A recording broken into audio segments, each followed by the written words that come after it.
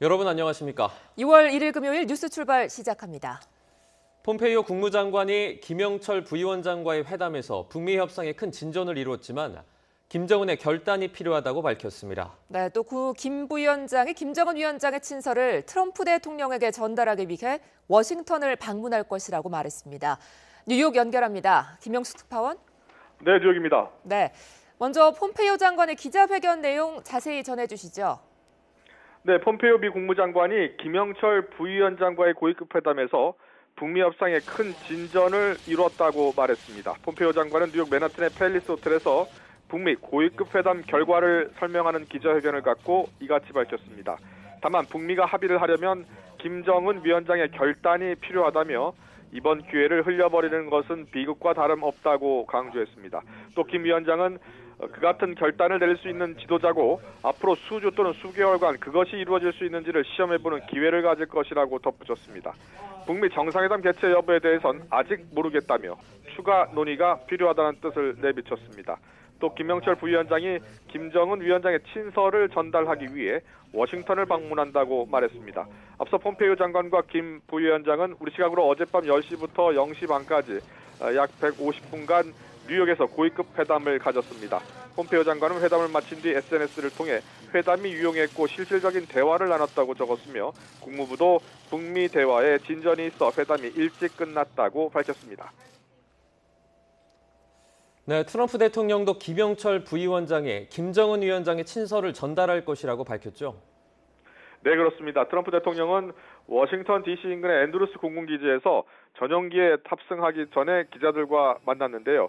이 자리에서 뉴욕을 방문한 북한 대표단이 현지 시각으로 1일 김 위원장의 친서를 전하기 위해 워싱턴 DC에 올 것으로 예상한다면서 그 친서 안에 어떤 내용이 있는지 보기를 고대하고 있다고 말했습니다. 또 싱가포르 북미 정상회담이 애초 예정대로 6월 12일 열리기를 희망한다면서 하루 일정의 정상회담으로는 모든 것을 논의할 수 없다고 말해 북미 정상회담 일정이 늘어날 가능성도 시사했습니다. 트럼프 대통령은 또 텍사스로 향하는 전용기 안에서 북한과 비핵화 합의를 위해선 한 번 넘게 회담이 필요할 수 있다며 회담이 2차례나 3차례 더 열릴 수 있다고도 했습니다. 그러면서 북한 비핵화에는 미사일도 포함될 것이라고 밝혔는데요. 이는 북핵 담판에서 핵 폐기와 더불어 핵무기를 미국으로 실어 나를 수 있는 대륙간 탄도미사일 ICBM 문제도 해결하겠다는 의사를 드러낸 것으로 풀이됩니다. 지금까지 뉴욕에서 전해드렸습니다. 네, 뉴욕에서 열린 북미 고위급 회담이 마무리됐습니다. 네, 김용현 동국대 북한학과 교수, 왕선택 통일외교 전문기자와 관련 내용 짚어보겠습니다. 안녕하십니까? 네, 안녕하십니까? 조금 전 저희 뉴욕 특파원이 조금 전달을 하기도 했지만 폼페이오 국무장관이 이번에 발표했던 내용, 그 핵심 부분을 좀 짚어주시죠. 네, 가장 주목할 만한 내용이 김영철 통전부장이 워싱턴에 친서를 휴대하고 간다. 물론 이것은 트럼프 대통령이 미리 이제 사실은 말을 먼저 했습니다만 그래도 이 부분이 김영철 통전부장의 뉴욕 방문의 성공과 실패 또 앞으로 크게 봐서 북미 정상회담 전체에 대한 전망을 할 수 있는 시금석이었는데 이 부분이 공식 발표가 됐다는 점에서 뉴욕 회담, 두 사람의 뉴욕 회담이 상당히 성공적이었다라는 점을 보여주는 거고요. 그다음에 이제 그것과 관련된 이제 몇 가지 좋은 긍정적인 요소들이 있습니다. 예를 들어서 현재 일련의 회담들이 올바른 방향으로 나아가고 있다라고 하는 총평이 있습니다. 이것도 굉장히 좋은 표현이고요. 상황이고 그다음에 CVID, 미국의 일관된 입장이 있는데 그것이 CVID다. 완전하고 검증 가능하며 불가역적인 한반도의 비핵화다. 이런 말을 했는데 이것도 사실 의미 있는 말이 되겠습니다. 의제가 이거 이외에 다른 것으로 벗어나진 않는다. 이것은 사실 북한과 미국 간에 사실 신경전을 벌이던 요소였기 때문에 이런 부분들이 어느 정도 정리가 좀 됐다 이렇게 볼 수 있는 부분도 있고요. 또 북한이 좀 듣고 싶어하는 말을 많이 했습니다. 예를 들어서 북한이 과거의 문화와 역사 그리고 전통을 계속 이어가고 북한이 발전할 수 있는 길이 기다리고 있다. 이게 이제 문화와 역사, 전통 이런 식의 말을 굳이 할 필요가 없는 말이거든요. 근데 굳이 한 것은 북한이 이런 상황을 원하고 있다는 것을 협상을 통해서 들었기 때문입니다. 그래서 북한이 듣고 싶어하는 말을 했다. 그리고 그 다음 문장이 북한과 미국이 협력을 해서 상호 협력, 호혜 그리고 우방으로 우방 국가라는 특징을 가진 관계가 형성이 될 수 있다. 이런 말을 했거든요. 북한과 미국이 지금 적대 관계가 70년인데 우방국이 될 수 있다는 말을 이렇게 공공연하게 하는 상황이 됐습니다. 이런 것들은 네. 뭐 구체적인 내용은 오늘 뭐 폼페이오 장관이 다 말한 것은 아닌데 협상이 잘 되고 있다, 북미 정상회담이 잘 될 가능성이 있다라고 하는 것은 그런 메시지를 상당히 높은 수준으로 전달했다 이렇게 평가를 할 수 있겠습니다. 네. 네. 회담의 분위기가 전반적으로 좋았던 것 같은데요. 네. 말씀하셨다시피 북한에 대해서 우방국이라는 표현을 썼습니다. 이 점을 조금 주목하고 싶은데요. 그렇습니다. 지금 이제 그 상호 협력과 호혜 그리고 우방으로 특징 지어진 관계를 구축할 수 있다. 이야기는 결국 북미 관계 정상화를 염두에 두고 있다라고 봐야 됩니다. 네. 그러니까 북미 국교 수립까지도 이번 그 싱가포르 회담에서 상당 부분 진전된 그런 이야기가 나올 수도 있다. 그것을 우리가 예상해 볼 수 있는 대목이라고 봐야 될 것 같습니다. 네. 지금 이제 왕선택 기자 말씀하신 것처럼 미국의 국무장관이 북한을 우방국이 될 수 있다라고 하는 이야기는 정말 상전벽해와 같은 이야기입니다. 네. 왜냐하면 작년에 보면 북미 간에 그야말로 전쟁 위기까지 가는 네. 그런 이야기들이 난무했고 트럼프 대통령은 리틀 로켓맨이라고 김정은 위원장을 조롱했고 네. 또 김정은 위원장은 트럼프 대통령을 늑다리 미치광이라고 이야기할 정도로 그야말로 볼상사나운 그런 그 감정의 그런 말폭탄들이 오고 가던 그때와 비교해서 지금 1년도 되지 않았습니다. 이 상황에서 서로 우방국이 될 수도 있다라고 하는 이 표현을 북미 주요 인사, 북한의 김영철 통전부장과 그다음에 미국의 폼페이오 국무장관이 직접 회담을 한 그 결과를 발표하는 자리에서 우방국이 될 수도 있다라고 하는 이야기는 결국 북미 관계가 이제는 반목과 전쟁과 그런 질시를 극복하면서 이제는 실질적인 그런 그 평화로운 한반도를 만드는 과정에서 북미 간의 직접적인 그 국가 간의 관계를 정상화시키는, 그러니까 북미 국교 수립도 앞으로 상당히 빠른 속도로 할 수 있다. 이것을 충분히 예상하게 하는 그런 그 포석을 그 폼페이오 국무장관이 우방국이라는 표현을 쓰면서 우방이라는 표현을 쓰면서 뒀다. 이 부분은 매우 중요한 의미가 있다고 봐야 될 것 같습니다. 그렇다면 우방국이라는 표현까지 나왔다면 북한이 네. 지금 체제 안전을 보장해 주느냐에 대해서 좀 불안해하고 있다 이런 말을 전했었는데요. 네.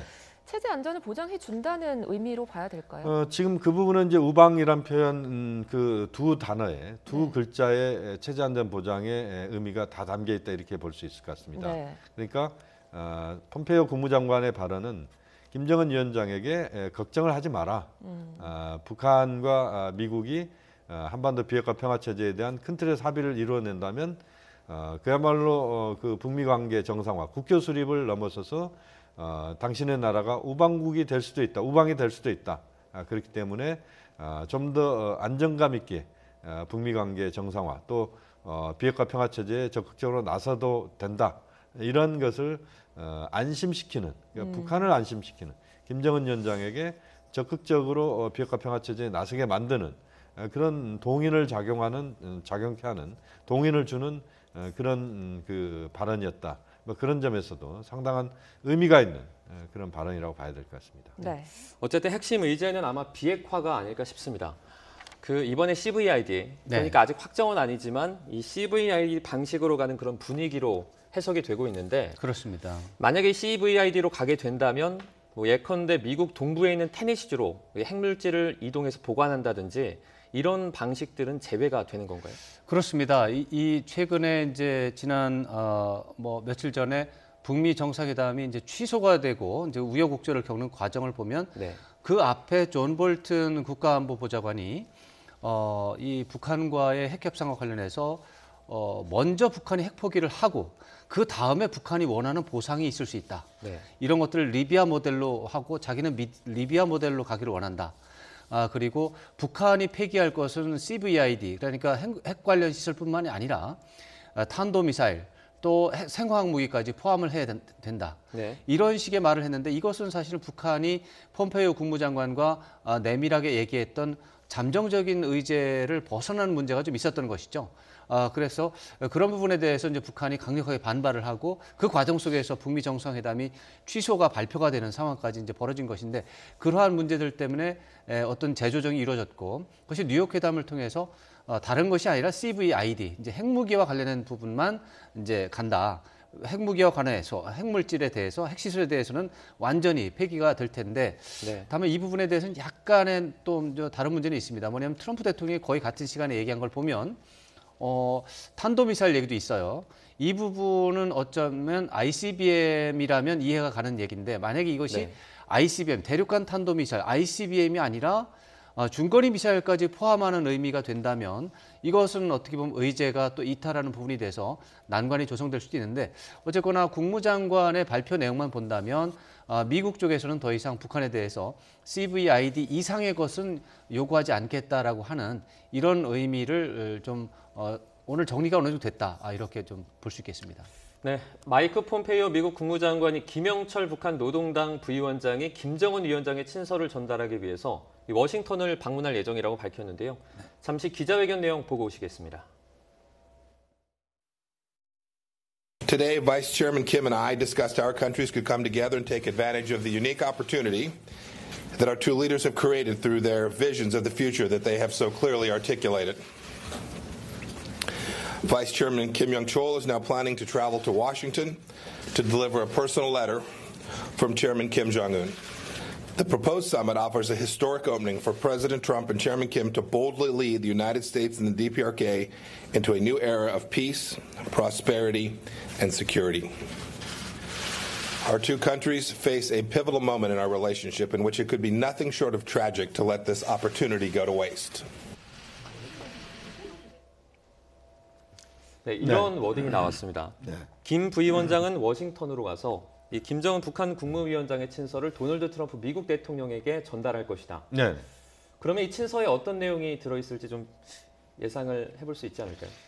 그렇습니다. 지금 이제 가장 이번 북미 고위급 회담에서 하이라이트는 김정은 위원장의 친서를 갖고 그 과정에서 트럼프 대통령을 그 김영철 부장이 만나느냐 이거였습니다. 네. 이것에 대해서 그 폼페이오 국무장관이 정확하게 확인을 해준 겁니다. 결국 친서가 분명히 전달이 될 텐데 그 친서는 대체로 북한이 그동안 보여줬던 친서는 2페이지를 넘지 않습니다. 그리고 글자 크기도 굉장히 크고 그래서 그 내용을 아주 구체적으로 담지는 않을 겁니다. 상당히 추상적으로 담을 것이다.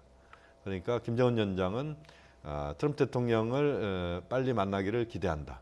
또 그 과정에서 북한은 비핵화 평화체제, 한반도 비핵화 평화체제를 위해서 적극적으로 노력할 것이다. 미국도 같이 노력하자. 그리고 그 과정에서 어려운 난관들이 조성되지 않도록 서로 간에 충분히 대화를 하자. 그리고 그 대화의 결과를 통해서 앞으로 북미 관계를 보다 건설적이고 보다 적극적으로 개선시켜 나가자. 이런 쪽의 내용이 담길 가능성이 높다. 그렇게 봐야 될 것 같고요. 네. 거기에 대해서 아마 트럼프 대통령도 바로 그 김영철 부장을 통해서 김정은 위원장에게 메시지를 전달할 겁니다. 그러면 이제 거기에는 아마 6월 12일 날 싱가포르에서 만나자는 이야기가 직접 나올지 또는 그와 유사한 이야기가 나오면서 북미 관계를 보다 적극적으로 풀어가 보자라고 하는 트럼프 대통령의 입장이 나올 것입니다. 그 지금 방금 이야기 되는 과정에서 보면은 이번에 역사적인 진전을 제대로 이루어지지 못하게 한다면, 그러니까 현재 비핵화 프로세스를 제대로 이끌지 못하게 된다면 또 다른 차원의 어떤 비극적인 상황이 올 수도 있다. 이것은 결국 이번에 북미 정상회담의 성과를 제대로 거두면서 이것을 바탕으로 해서 앞으로 북미 관계, 한반도 비핵화 평화 체제를 제대로 끌고 와 보자. 여기에 대한 트럼프 대통령의 의지도 명확하게 담겨 있는 이런 점에서 본다면 상당한 북미 최고 지도자가 이번 싱가포르 회담에 상당한 기대를 하고 있다. 또 거기에 성과를 얻기 위해서 많은 노력을 지금 하고 있다. 그것을 우리가 엿볼 수 있다고 봅니다. 네, 말씀해 주셨다시피 트럼프 대통령도 이 친서에 대해 많은 기대를 하고 있다고 말했는데요. 트럼프 대통령의 말 직접 들어보겠습니다. I just want to tell you we're doing very well with North Korea. Our Secretary of State has had very good meetings. He's meeting again today. I believe they'll be coming down to Washington on Friday, and a letter is going to be delivered to me from Kim Jong-un. So I look forward to seeing what's in the letter. I think it'll be very positive. The meetings have been very positive. We'll see what happens. It's a process. It's all a process. We'll see. And hopefully we'll have a meeting on the 12th that's going along very well. But I want it to be meaningful. It doesn't mean it gets all done at one meeting. Maybe you have to have a second or a third. And maybe we'll have none.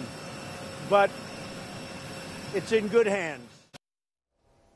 네, 트럼프 대통령이 두 번째, 세 번째 회담이 필요할 수도 있겠다. 뭐 이렇게 말을 했는데요. 네. 그렇다면 하루로 끝낼 수가 없는 상황이라면 아직 물밑 협상이 다 끝나지 않았다는 걸로 볼 수 있을까요? 물론입니다. 오늘 폼페이오 장관의 발표를 봐도 그런데 네. 북미 정상회담이 확실히 100% 예정이 됐다라는 말을 하지 않고 네. 성사된다면, 성공적으로 진행이 된다면 또 김정은 위원장의 결단이 필요하다라든가 또 이번 회담이 어렵다라는 것을 알고 있다라는 거, 이런 식의 불투명한 부분이 여전히 있다라는 것을 계속해서 말을 하고 있습니다. 네. 이러한 부분들 때문에 북미 싱가포르 6월 10일 날 싱가포르 정상회담에 대한 어떻게 보면은 긴장도를 좀 높인달까요? 아니면 주목도를 높인달까요? 이런 효과를 노리는 부분도 좀 있는 것 같은데, 일단 전반적으로 분위기는 좋지만 여전히 아직도 비핵화와 관련한 어떤 부분, 또 상응하는 조치 가운데 체제 보장 중에 어떤 부분, 이런 부분에 대해서는 폼페이오 장관이나 또 김영철 통전부장 수준에서는 합의할 수 없는 네. 그런 부분들이 좀 있는 것 같고요. 네. 그런 부분들을 두 정상이 만나서 결단을 내려주기를 바라는 그런 상황, 거기까지 가 있는 것 같은데, 좀 더 구체적인 상황들은 사실은 정상들이 싱가포르에서 결정을 해야 할 문제이기 때문에 네. 폼페이오 장관이 기자회견을 하긴 했지만 네. 구체적인 얘기는 좀 미뤄둔 것 같습니다. 이 중국의 역할이 단역 배우가 아니다. 이런 표현도 나왔는데요. 그럼 네. 이제 중국의 역할이 조금 더 커질 수 있다. 예컨대 비핵화에 중국이 포함돼서 어떤 역할을 할 수도 있다. 이렇게 해석할 수 있을까요? 중국에 관한 부분은 사실은 이제 모두 발언에서 한 건 아니고 네. 마지막에 기자의 질문이 있었습니다. 이제 네. 중국 문제는 중국과 관련된 문제 어떻게 할 거냐라는 질문에 대해서 답변을 한 것이고 네. 그 답변은 비교적 방어적, 수세적이었습니다. 아주 네. 구체적으로 말을 하는 건 아니고요. 그랬을 때 중국과 관련해서 폼페이오 장관이 어떤 중대한 생각을 하거나 굉장히 비중이 있게 다룬 것 같지는 않습니다. 네. 그렇지만은 중국이 뭐 한반도의 비핵화 협상 과정에서 굉장히 중요한 역할을 한다는 것 자체에 대해서는 충분히 알고 있다.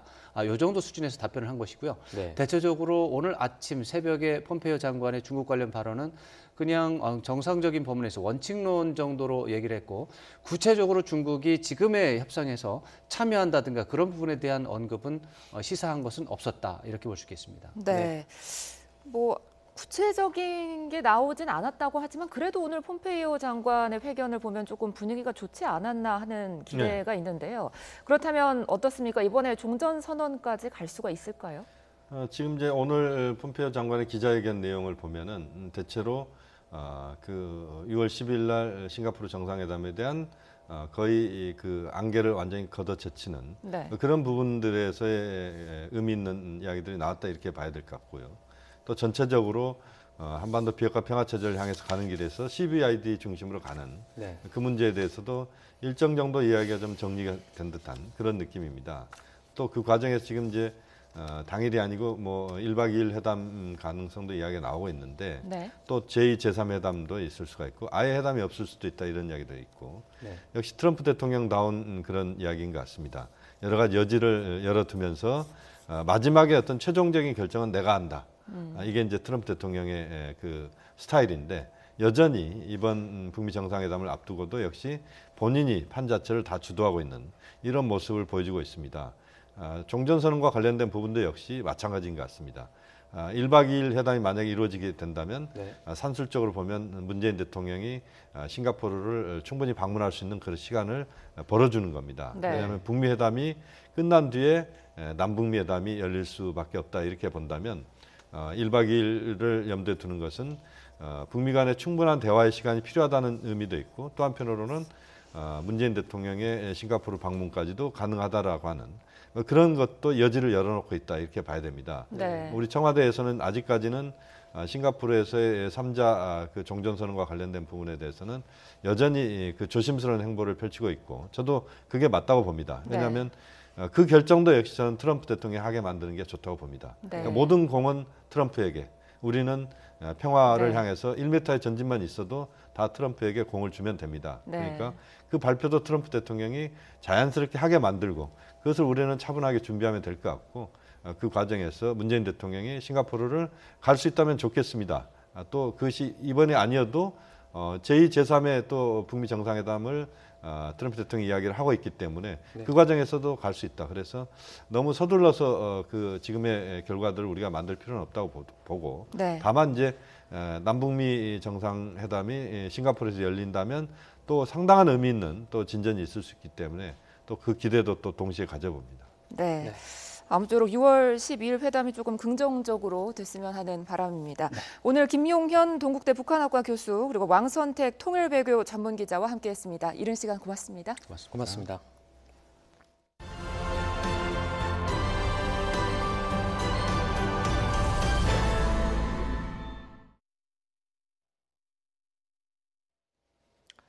(6.13) 지방선거 공식 선거전에 막이 오르면서 각 지역 후보들뿐만 아니라 여야 지도부도 지원 사격에 나서며 표심 끌어안게 힘을 쏟고 있습니다.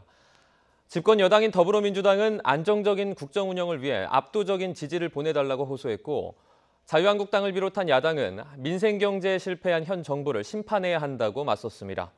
조태현 기자가 보도합니다. 이번 지방선거를 한반도 평화를 지키고 서민 경제를 살리는 중차대한 선거로 규정한 더불어민주당. 공식 선거운동 첫날 최대 승부처인 서울 지역 지원에 공을 들였습니다. 추미애 대표는 제1야당인 자유한국당을 적폐 세력으로 규정하고 문재인 정부의 안정적인 국정 운영을 위한 압도적인 지지를 당부했습니다. 지난 9년간 켜켜이 적폐를 쌓아놓은 자유한국당이 이렇게 일 잘하는 문재인 정부를 발목을 꺾어놓겠다고 합니다. 지방선거에 압도적으로 승리하는 것만이 문재인 정부를 더욱 일잘하게 만드는 것입니다, 여러분.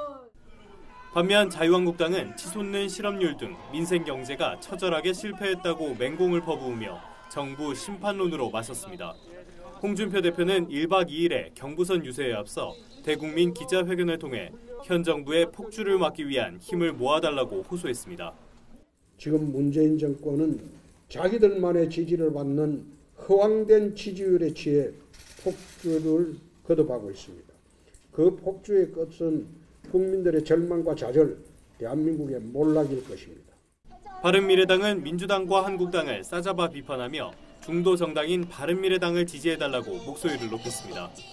문재인 정부의 남북 대화 잘하고 있습니다. 그러나 남북 대화에 묻혀있는 경제 우리가 살려낼 것입니다. 민주평화당과 정의당 역시 대안 세력이라는 점을 적극적으로 내세우면서 한 표를 호소했습니다. 국민이 반성하지 않는 오만한 여당의 독주를 그대로 용납할 것이라는 발상은 촛불 시민에 대한 모욕이다. 정의당을 제1야당으로 만들어 주실 때 더불어민주당과 정의당이 경쟁 구도로 갈 때 비로소 대한민국 정치가 민생을 주목할 수 있을 것입니다. 이번 지방선거는 문재인 정부 출범 이후 처음으로 치러지는 전국 단위 선거입니다. 북미 정상회담 등 대형 현안에 가려져 있어 선거가 크게 주목받지 못하는 모습이지만 현 정부의 중간 평가와 함께 앞으로의 전국 주도권과도 맞물려 있어 각 당에 물러설 수 없는 혈투가 이어질 전망입니다. YTN 조태현입니다. 자유한국당 김문수 서울시장 후보가 선거 유세 도중 세월호 참사를 죽음의 구판으로 비유해 논란이 일고 있습니다. 여당인 더불어민주당과 다른 야당은 일제히 김 후보를 거세게 비판했습니다. 조성호 기자가 보도합니다. 서울역 광장에서 진행한 출정식에서 열변을 토하는 자유한국당 김문수 후보. 과거 자신의 어려웠던 신혼 시절과 사회복지사로 일하는 딸의 생활 수준을 언급하다가 갑자기 세월호 참사를 입에 올립니다. 누가 지금 젊은이들에게 절망을 가르칩니까? 누가 젊은이들에게 세월호처럼 저렇게 죽음의 구판을 벌리고 있는 자들 물러가라! 그러면서 죽은 자를 아름답다고 하고 산자를 욕되게 하는 더러운 역사를 끝내야 한다고 언급했습니다. 광화문 광장의 세월호 천막에 대해서는 대한민국의 상징이 세월호처럼 돼선 안 된다며 4년이 지났으니 다른 곳에서 추모하는 것이 좋다고 말하기도 했습니다. 세월호 참사를 비하했다는 논란이 일자 더불어민주당과 다른 야당은 일제히 비판하고 나섰습니다. 민주당은 후보 이전에 사람으로서 해야 할 말과 하지 말아야 할 말은 구분해야 한다고 직격탄을 날렸고, 바른미래당은 김 후보가 이성을 상실했다고 맹비난하면서 시민들에게 상처를 입히기 전에 사퇴하라고 촉구했습니다. 민주평화당과 정의당도 세월호 유가족은 물론 국민 앞에서 석고대죄해야 한다고 목소리를 높였습니다. YTN 조성호입니다. 전남 영암에서 6.13 지방선거와 동시에 진행되는 국회의원 재보궐선거용 투표용지가 발견됐습니다. 어제 오후 전남 영암군 영암읍 거리에서 한 주민이 투표용지 7장을 발견하고 군청 측에 신고했습니다. 6.13 선거 전남 영암, 무안, 신안 지역구 국회의원 재보궐선거용 투표용지로 영암군 선관위는 최근 오류가 발견돼 폐기 처분된 것과 같은 투표용지라고 밝혔습니다. 폐기 과정에서 남아있다가 유출된 것으로 추정되는 만큼 경찰은 투표용지 파쇄 과정 등에 과실이 있었는지 조사할 예정입니다.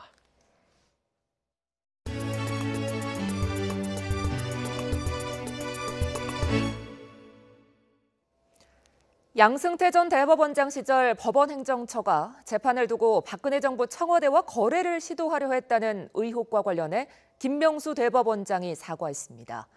법원행정처에 대해서도 대대적인 개혁을 예고했습니다. 김승환 기자입니다. 김명수 대법원장이 예고 없이 A4 넉 장 분량의 대국민 담화문을 냈습니다. 지난주 사법행정권 남용특별조사단이 결과를 발표한 지 6일 만입니다. 김 대법원장은 지난주 발표된 참혹한 조사 결과로 충격과 실망감을 느꼈을 국민께 진심으로 사과한다고 운을 뗐습니다. 또 관련자들에 대한 엄정한 징계를 신속하게 진행하고 조사 자료 가운데 필요한 부분을 공개하는 방안도 검토하겠다고 밝혔습니다. 하지만 대법원의 형사조치 여부는 신중할 수밖에 없다며 수사 의뢰나 고발 계획 등은 분명히 밝히지 않았습니다. 각계의 의견을 모아 결정하겠다는 입장입니다. 다음 주 전국 법원장 간담회나 오는 11일 전국 법관대표회의 등을 고려했을 때 이번 달 중순 이후에나 형사조치 여부가 결정될 전망입니다. 의견을 들어서 정할 텐데 개개의 궁금하신 것이 많은 것으로 알고 있습니다만 그와 같은 개개 부분에 대해서는 그때 제가 한꺼번에 말씀드릴 수 있도록 그렇게 하겠습니다. 이번 파문의 근원으로 여겨지는 법원행정처에 대해서도 손을 보겠다고 약속했습니다. 최고 재판기관인 대법원과 사법행정을 담당하는 법원행정처를 완전히 분리하고 법원행정처를 대법원 청사 외부로 이전하는 방안도 적극적으로 검토하겠다는 겁니다. 이 밖에도 여러 법관이 참여하는 합의기구를 거쳐 주요 의사결정이 투명하게 이뤄지도록 하겠다고 강조했습니다. YTN 김승환입니다. 6월의 첫날인 오늘은 올해 들어서 가장 더운 날씨가 찾아오겠습니다. 6월에 접어들자마자 30도를 웃도는 한여름 더위가 기승을 부리겠는데요. 오늘 서울 낮 기온은 30도, 광주는 31도, 구미는 32도까지 올라서 어제보다 2도에서 4도가 더 높겠습니다. 오전은 대기 정체로 미세먼지 농도가 일시 높아질 수 있겠지만 낮엔 대부분 보통 단계를 보이겠습니다. 하지만 강한 햇볕이 내리쬐면서 전국의 자외선 지수가 매우 높은 단계까지 오르겠고요. 덩달아 오존 농도도 대부분 나쁨 수준까지 오르면서 오존주의보가 내려지는 곳도 있겠습니다.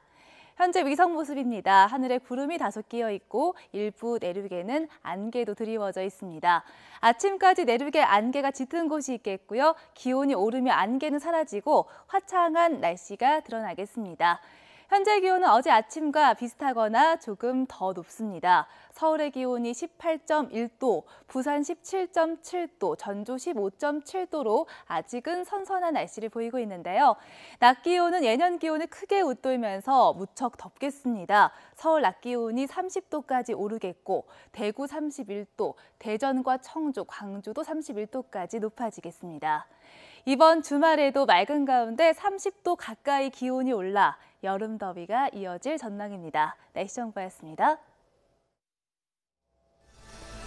김영철 북한 노동당 부위원장이 워싱턴을 방문해 김정은 위원장의 친서를 트럼프 대통령에게 전달할 예정입니다. 트럼프 대통령은 친서 내용이 기대된다고 말했습니다. 트럼프 미 대통령은 북한 비핵화에 미사일도 포함되며 북한과 합의를 하기 위해서는 회담이 한 번 넘게 필요할 수도 있다고 말했습니다. 남북이 오늘 판문점 선언 이행을 위한 고위급 회담을 엽니다. 철도와 이산가족 상봉, 6.15 공동행사 개최 등이 논의될 예정입니다. 김명수 대법원장이 양승태 전 대법원장 시절 이른바 재판 거래 의혹에 대해 국민에 사과하고 각계 의견을 모아 수사 의뢰 여부를 결정하겠다고 밝혔습니다. 파문의 진원진 법원 행정처에 대한 대대적인 개혁도 예고했습니다. 갑질 폭행 의혹을 받는 한진그룹 조양호 회장의 부인 이명희 씨에 대해 구속영장이 신청됐습니다.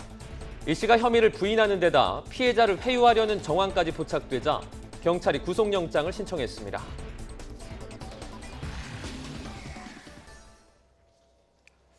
폼페이오 국무장관이 김영철 부위원장과의 회담에서 북미 협상에 큰 진전을 이뤘지만 김정은 국무위원장의 결단이 필요하다고 밝혔습니다. 또 김 부위원장이 김정은 위원장의 친서를 트럼프 대통령에게 전달하기 위해 워싱턴을 방문할 것이라고 말했습니다. 뉴욕 연결합니다. 김영수 특파원. 네, 뉴욕입니다. 네, 먼저 폼페이오 장관의 기자회견 내용 자세히 전해주시죠. 네, 폼페이오 미 국무장관이 김영철 부위원장과의 고위급 회담에서 북미 협상에 큰 진전을 이뤘다고 말했습니다. 폼페이오 장관은 뉴욕 맨하튼의 팰리스 호텔에서 북미 고위급 회담 결과를 설명하는 기자회견을 갖고 이같이 밝혔습니다. 또 지난 72시간 동안 실질적 진전이 이루어졌다고 평가하면서 아직은 많은 일이 남아있다고 덧붙였습니다. 여기서 72시간은 뉴욕 고위급 회담은 물론 판문점과 싱가포르에서 진행되어 온 북미 간 실무 접촉 결과를 모두 포함한 시간으로 보입니다. 폼페이오 장관은 다만 북미가 합의를 하려면 김정은 위원장의 결단이 필요하다며 이번 기회를 흘려버리는 것은 비극과 다름없다고 강조했습니다. 그러면서 김 위원장은 그 같은 결단을 내릴 수 있는 지도자고 앞으로 수주 또는 수개월간 그것이 이루어질 수 있는지를 시험해보는 기회를 가질 것이라고 말했습니다. 북미 정상회담 개최 여부에 대해선 아직 모르겠다며 추가 논의가 필요하다는 뜻을 내비쳤습니다. 또 김영철 부위원장이 김정은 위원장의 친서를 전달하기 위해 워싱턴을 방문한다고 말했습니다. 앞서 폼페이오 장관과 김 부위원장은 우리 시각으로 어젯밤 10시부터 0시 반까지 약 150분간 뉴욕에서 고위급 회담을 열었습니다. 당시 폼페이오 장관은 회담을 마친 뒤 SNS를 통해 회담이 유용했고 실질적인 대화를 나눴다고 적었으며 국무부도 북미 대화에 진전이 있어 회담이 일찍 종료됐다고 밝혔습니다. 미국 언론들은 김 부위원장의 워싱턴 DC행을 비중 있게 다루면서 트럼프 대통령에 전달될 김정은 위원장의 친서 내용에 관심이 집중되고 있다고 전했습니다. 지금까지 뉴욕에서 전해드렸습니다. 김영철 북한 노동당 부위원장이 전격 백악관을 방문해 트럼프 미국 대통령과 만납니다. 트럼프 대통령은 김정은 위원장의 친서와 6월 북미 정상회담에 대한 기대감을 나타냈습니다. 워싱턴 특파원 연결합니다. 김희준 특파원. 네, 워싱턴입니다. 네, 북한 김영철 부위원장의 워싱턴 행이 확정됐군요. 네, 그렇습니다. 북미 고위급 회담을 위해 뉴욕을 찾았던 김영철 북한 노동당 부위원장이 미국 시간으로 내일 이곳 워싱턴으로 와서 백악관에서 트럼프 대통령과 만납니다. 폼페이오 국무장관은 북미 고위급 회담 결과 발표에서 김 부위원장이 김정은 위원장의 친서를 전달하기 위해 워싱턴을 방문할 예정이라고 확인했습니다. 김 부위원장의 백악관행은 앞서 트럼프 대통령이 먼저 예고했습니다. 트럼프 대통령은 앤드루스 공군기지에서 전용기에 탑승하기 전 북미 고위급이 아주 좋은 회담을 하고 있다며 김 부위원장이 김정은의 친서를 들고 워싱턴으로 올 것이라고 말했습니다. 김 위원장의 친서 내용은 긍정적일 것이라며 기대감도 나타냈습니다. 이로써 2000년 조명록 북한인민군 차수가 백악관에서 클린턴 전 대통령과 만난 지 18년 만에 북한 최고위급의 백악관 방문이 성사되게 됐습니다. 네, 트럼프 대통령은 북미 정상회담이 한 차례로 끝나지 않을 것이라고 밝혔죠. 네, 트럼프 대통령은 6월 12일 싱가포르에서의 북미 정상회담을 위한 절차들이 잘 진행되고 있다면서 회담이 예정대로 열리길 기대한다고 밝혔습니다. 하지만 의미 있는 회담이 되길 원한다면서 회담 한 번으로 모든 것을 해결할 수도 없는 것은 아니지만 두 번째 또 혹은 세 번째 회담을 해야 할 수도 있다고 밝혔습니다. 이 회담이 하나도 없을 수도 있다며 회담 무산 가능성을 살짝 언급하기도 했습니다. 이는 비핵화와 체제 보장을 둘러싼 북미 간 빅딜 자체가 쉽지 않을 뿐더러 종전선언 등으로 이어질 경우 회담이 연장될 필요성을 언급한 것으로 풀이됩니다. 트럼프 대통령은 북한 비핵화에는 미사일도 포함될 것이라는 점도 강조했습니다. 북한과의 비핵화談판에서 미국 본토를 타격할 수 있는 대륙간 탄도미사일 ICBM 문제도 해결하겠다는 의지를 드러낸 것으로 보입니다. 이와 함께 북한 비핵화는 가능한 빨리 실행돼야 하며 미국이 제재를 해제할 수 있는 상황이 오면 매우 기쁘겠다고도 덧붙였습니다. 지금까지 워싱턴에서 전해드렸습니다. 뉴욕에서 열린 북미 고위급 회담이 마무리됐는데요. 김용현 동국대 북한학과 교수와 관련 내용 짚어보겠습니다. 안녕하십니까? 안녕하십니까? 안녕하십니까? 오늘 새벽 3시 한 15분쯤이죠. 네. 마이크 폼페이오 국무장관이 기자회견을 했습니다. 그렇습니다. 이 북미 고위급 회담 관련해서 내용을 말해줬는데 이 핵심 내용 어떻게 됩니까? 세 가지를 이야기할 수 있을 것 같습니다. 하나는 김정은 위원장의 친서를 갖고 김영철 통전부장이 워싱턴을 방문할 것이다. 이것이 이제 하나 중요한 포인트라고 봐야 됩니다.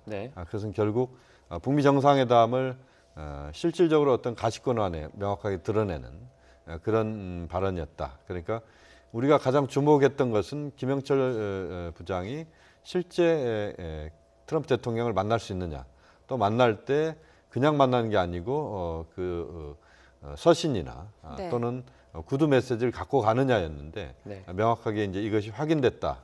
그것은 북미 정상회담의 청신호다 이렇게 봐야 될 것 같고요. 두 번째는 이제 CVID를 중심으로 지금 북미 간의 그 비핵화 평화체제에 관련된 논의가 집중되고 있다.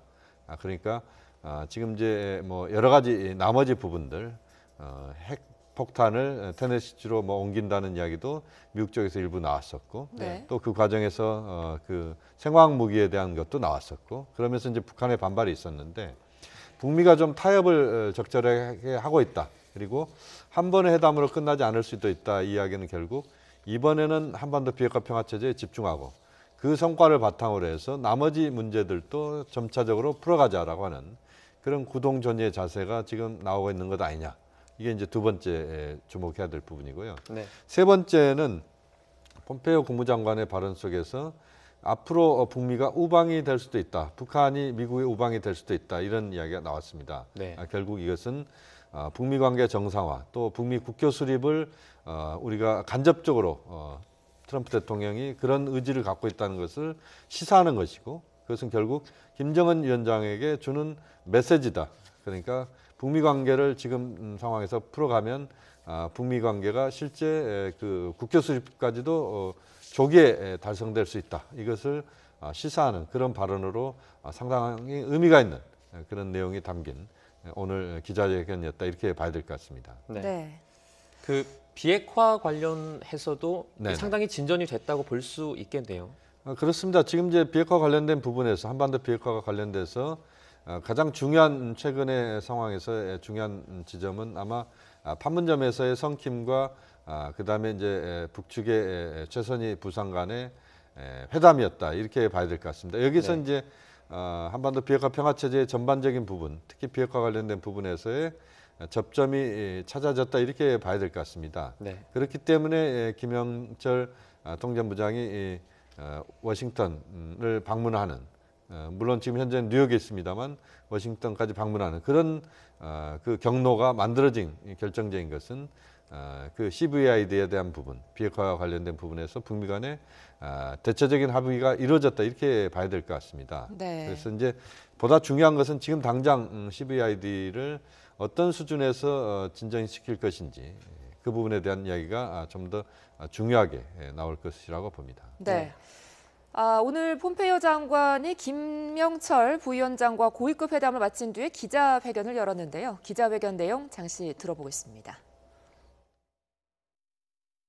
Today, Vice Chairman Kim and I discussed how our countries could come together and take advantage of the unique opportunity that our two leaders have created through their visions of the future that they have so clearly articulated. Vice Chairman Kim Young-chol is now planning to travel to Washington to deliver a personal letter from Chairman Kim Jong-un, The proposed summit offers a historic opening for President Trump and Chairman Kim to boldly lead the United States and the DPRK into a new era of peace, prosperity, and security. Our two countries face a pivotal moment in our relationship in which it could be nothing short of tragic to let this opportunity go to waste. 네, 여기서도 친서 이야기가 나왔는데요. 아무래도 친서에 어떤 내용이 담길지가 가장 궁금할 것 같습니다. 그렇습니다. 지금 이제 친서가 도대체 뭐냐, 어떤 내용이냐 이게 이제 중요한데요. 그 친서가 공개될 수도 있고 공개가 안 될 수도 있습니다. 지난번에 남북 정상회담 이전에 보면 그 특사들의 방문이 있을 때 그때는 친서가 공개가 안 됐었습니다. 그런 만큼 이제 친서는 최고 지도자 간의 상호 간의 어떤 신뢰나 또는 입장 이런 것들을 명확하게 전달하는 의미가 있다 이렇게 봐야 되는데 이번 친서에서도 보면 내용이 아주 장황하게 내용이 담길 가능성은 없습니다. 왜냐하면 보통 친서는 2페이지를 넘기지 않거든요. 그리고 그 친서에는 대체로 추상적인 문구가 담길 가능성이 높습니다. 그러니까 역시 그 싱가포르 회담에 대한 김정은 위원장의 기대, 또 그 과정에서 조속히 만나자, 그리고 싱가포르 회담에서 한반도 비핵화 평화체제에 대한 의미 있는 진전을 이루자, 또 그 진전을 빠른 속도로 이루자, 또 그 과정에서 북미 관계를 정상화하는 것을 비롯해서 전체적으로 북한이 얻고 싶은 것들에 대해서 간접적인 화법으로 내용이 정리가 될 가능성, 그 과정에서 앞으로 그 북미 관계를 보다 진전시키기 위해서 양국 지도자가 노력하자, 이런 정도가 담기면 상당히 그 좋은 그 친서다 이렇게 봐야 될 것 같고요. 구체적이고 세부적인 부분들은 아마 회담 과정에서 내용이 다뤄진다 이렇게 봐야 될 것 같습니다. 네, 트럼프 대통령도 이 친서에 대해서 기대한다고 말했는데요. 트럼프 대통령의 발언 직접 들어보시죠. I just want to tell you we're doing very well with North Korea. Our Secretary of State has had very good meetings. He's meeting again today. I believe they'll be coming down to Washington on Friday, and a letter is going to be delivered to me from Kim Jong-un. So I look forward to seeing what's in the letter. I think it'll be very positive. The meetings have been very positive. We'll see what happens. It's a process. It's all a process. We'll see. And hopefully we'll have a meeting on the 12th that's going along very well. But I want it to be meaningful. It doesn't mean it gets all done at one meeting. Maybe you have to have a second or a third. And maybe we'll have none. But it's in good hands. 네, 지금 들은 것처럼 트럼프 미국 대통령이 상당히 기대된다는 표현까지 했는데요. 네네. 사실 그 친서 내용에 조금 더 나아가서 물론 김정은 국무위원장이 CVID를 확정한다. 뭐 이런 내용이 들어있으면 뭐 좋겠지만 그런 내용이 들어있을 가능성은 조금 낮겠죠. 그러니까 이제 구체적으로 북한이 미국과의 협상을 그동안 펼쳐온 과정에서 그 결과물들을 아주 구체적인 내용을 담을 가능성은 그렇게 높지는 않다고 봅니다. 다만 북한은 지금 완전한 비핵화라는 표현을 써왔고 지난번 판문점 선언에서도 역시 완전한 비핵화라는 표현이 있었기 때문에 완전한 비핵화를 위해서 북미 최고 지도자가 적극적인 노력을 합시다. 이런 정도면 아마 CVID에 대한 북측의 입장이 담겨 있다 이렇게 볼 수 있습니다. 그렇기 때문에 현재로서는 그 문구가 추상적일 수 있기 때문에 여러 가지 해석을 나올 수도 있습니다만 그러나 그 트럼프 대통령 입장에서 봤을 때 그렇게 흡족한 그런 내용들이 담길 수 있다. 그 흡족하다는 것은 100% 미국의 입장이 다 관철될 수 없습니다. 외교는 100대 0은 있을 수 없는 것이고 그건 전쟁에서나 결과가 나오는 것이고요. 외교는 50대 50, 때로는 40대 60으로 40만 가져와도 승리하는 외교가 있습니다. 역시 북미 간의 외교는 마찬가지라고 봅니다.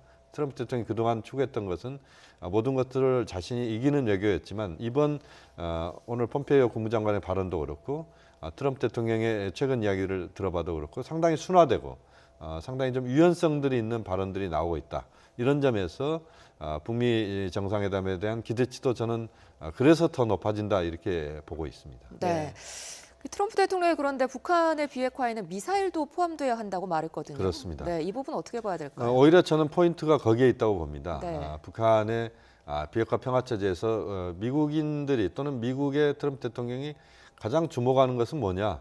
역시 ICBM급 미사일이다 이렇게 봐야 됩니다. 네. 화성 12형부터 시작되는 미사일, 이 미사일들은 ICBM급으로 우리가 분류할 수 있거든요. 네. 이 미사일을 완전히 폐기하면서 이 미사일을 그야말로 비핵화 평화 체제를 구축하는 데 있어서 가장 중요한 이슈로 미국은 다룰 가능성이 있습니다. 네. 여기에 대해서도 이번에 이제 북미 정상회담에서 그 ICBM에 대한 논의가 이루어진다 이렇게 분명히 논의가 이루어질 수 있다라고 봅니다. 네. 그만큼 이제 미국의 관심이 거기에 있고 또 이번에 그 논의가 지금 이제 놀랄만한 어떤 이야기들이 나올 수도 있다는 것 중에는 제가 볼 때는 이 ICBM과 관련된 부분일 가능성이 높습니다. 네. 그래서 아마도 ICBM에 대해서 미국의 입장을 북한이 상당 부분 받아들이면서 네. ICBM을 단계적으로 아마 폐기하는 이런 부분에 대한 내용이 담길 수 있다. 그 정도가 담긴다면 미국으로서는 매우 어떤 높은 수준에서의 어떤 성공이다 이렇게 볼 것이라고 봅니다. 네. 그 트럼프 미국 대통령 사실 집중받기를 좀 좋아하지 않습니까? 그렇습니다. 그 오는 6월 12일 날 북미 네. 정상회담에서 결정적인 내용이 나올 가능성이 높겠죠. 그렇습니다. 지금 이제 모든 그 역량은 그 북미 정상회담으로 다 쏠리고 있다. 지난 두 차례에 걸친 남북 정상회담도 역시 북미 정상회담을 위한 디딤돌, 징검다리 마중물이었습니다. 네. 역시 오늘 지금 방금 전에 열린 그 폼페이오 국무장관과 김영철 통전부장의 회담 역시 북미 정상회담을 위한 그런 어떻게 보면 전야제 성격의 회담이었다 이렇게 볼 수밖에 없습니다. 또 네.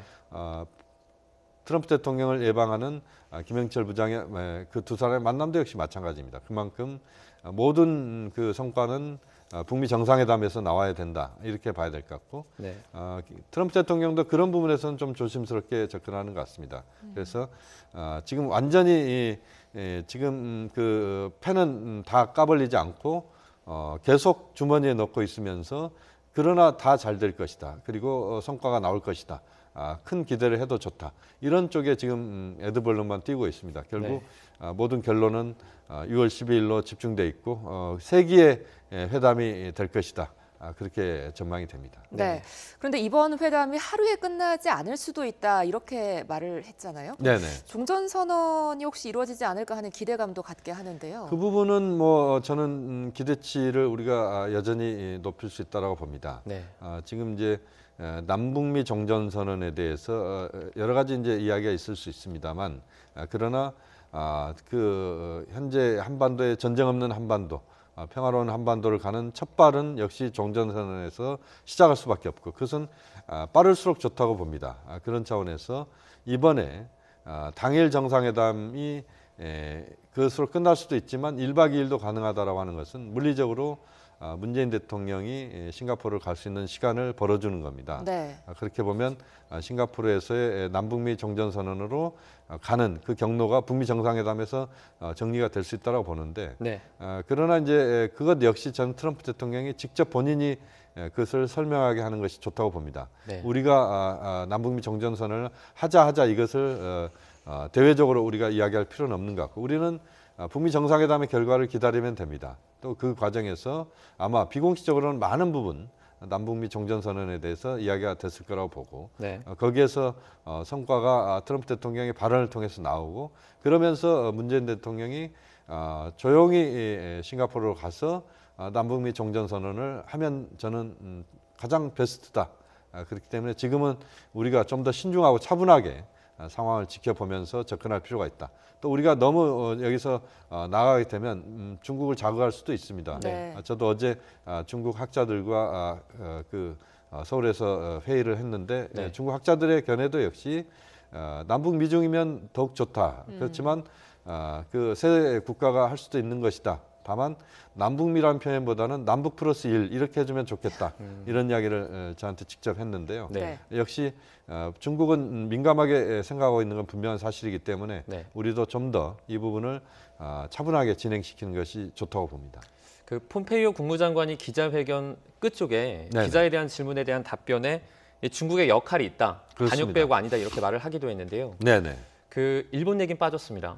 그렇습니다. 일본 같은 경우에는 북미 정상회담 전에 그 아베 총리가 트럼프 대통령을 만나기로 돼 있는데 네네. 큰 변수는 되지 않겠죠? 뭐 그렇게 크게 변수가 될 만큼 상황은 아닐 거라고 봅니다. 왜냐하면 북미 관계가 지금 상당 부분 지금 진척이 돼 있고 정상회담을 위한 준비가 다 돼 있기 때문에 네.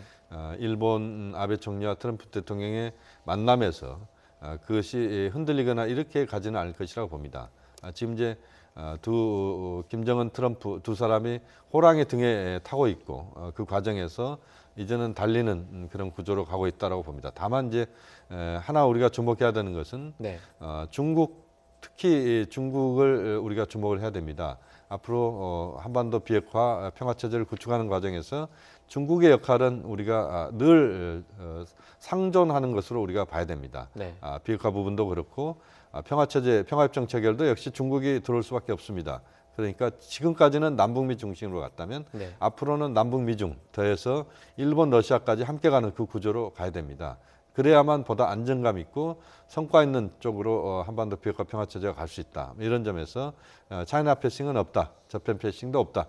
러시아 패싱도 없다. 이렇게 우리가 접근하는 것이 매우 중요하다고 봅니다. 네. 북미 고위급 회담에 대한 내용 오늘 말씀 여기까지 듣겠습니다. 김용현 동국대 북한학과 교수와 함께했습니다. 고맙습니다. 고맙습니다.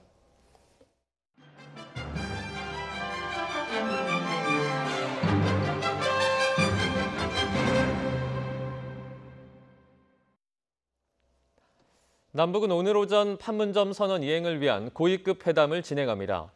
철도와 이산가족 상봉 등이 주요 의제가 될 것으로 보이는데요. 공교롭게도 북미 간 막판 협상이 진행되고 있어 고위급 회담 성공 여부 역시 북미 간 협상 결과에 영향을 받을 것으로 보입니다. 황혜경 기자가 보도합니다. 회담 당일 새벽 갑작스럽게 어그러졌던 남북 고위급 회담이 16일 만에 재개됩니다. 북측이 한미연합 공중훈련 맥스 썬더를 문제 삼으면서 무기한 연기될 듯했던 고위급 회담이 2차 남북 정상회담을 계기로 부활한 겁니다. 우리 측에서는 조명균 통일부 장관을 수석 대표로 국토부와 문체부 등이 참여하고 북측에서는 리성건 조국평화통일위원회 위원장을 단장으로 철도성과 체육성 등이 참석할 예정입니다. 판문점 선언 이행을 위한 회담인 만큼 의제는 판문점 선언에 언급된 사안이 주로 다뤄질 것으로 보입니다. 먼저 군사적 긴장 완화를 위해 5월 중 개최하기로 했던 군사회담과 불과 2주 앞으로 다가온 6.15 남북 공동행사 개최에 대한 논의가 이루어질 전망입니다. 또 준비하는 데 최소 2달 가까이 필요한 8.15 이산가족 상봉 논의도 시급한 안건입니다. 남북 모두 철도와 체육 관련 당국자가 대표로 나선 점으로 미뤄 동해선 경의선 연결과 8월 자카르타 아시안게임 공동참여 방안도 테이블 위에 오를 것으로 보입니다. 이번에 고위급 회담은 이제 이 판문점 선언에서 나왔던 합의들을 실질적으로 이제는 조기에 이행해 나가기 위해서 남북 모두 노력한다. 이걸 보여주는 상징적인 의미가 있다고 봐야 되겠죠. 또 북측이 지속적으로 문제를 삼고 있는 탈북 여종업원 송환 문제가 어떤 식으로 결론 날지도 관심입니다. 문제는 비핵화와 체제 안전 보장 등을 의제로 미국에서 열리고 있는 북미 간 막판 협상입니다. 성공적으로 끝날 경우 남북 간 논의도 급물살을 타겠지만 그렇지 않으면 회담 성과를 예단하기 쉽지 않을 거란 전망이 제기됩니다. YTN 황희경입니다. 남북 관계 개선으로 철도 분야 협력이 본격화될 것으로 전망되는 가운데 북한이 참석하는 국제철도협력기구 회의에서 관련 논의가 이루어질지 주목됩니다.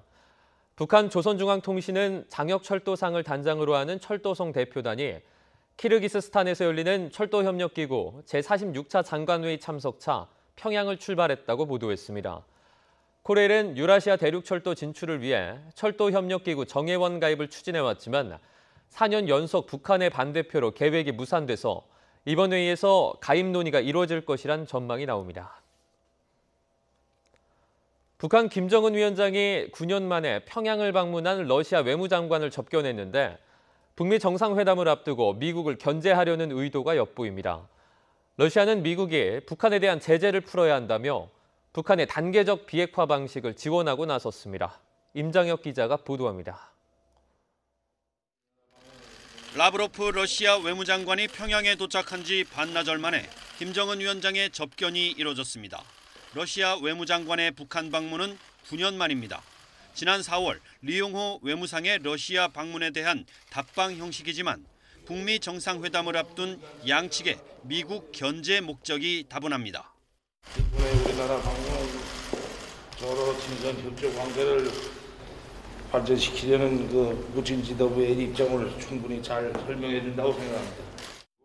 미국과의 비핵화 협상과 관련해 중국뿐 아니라 러시아의 지원도 활용하겠다는 김 위원장의 의도도 엿보입니다. 푸틴 대통령이 그건 아닙니까? 우리 미국이 패권주의에 맞서서 정세를 조정해 나가는 것 당신의 지도부와 주도 세밀한 의견 교환을 할 용의가 있고 또 앞으로 그렇게 되기를 기대합니다. 라브로프 장관도 북한이 원하는 단계적 비핵화 방식에 힘을 실었습니다. 비핵화는 한꺼번에 가능한 것이 아니라며 협상 시작과 동시에 북한에 대한 제재도 푸는 게 중요하다고 강조했습니다.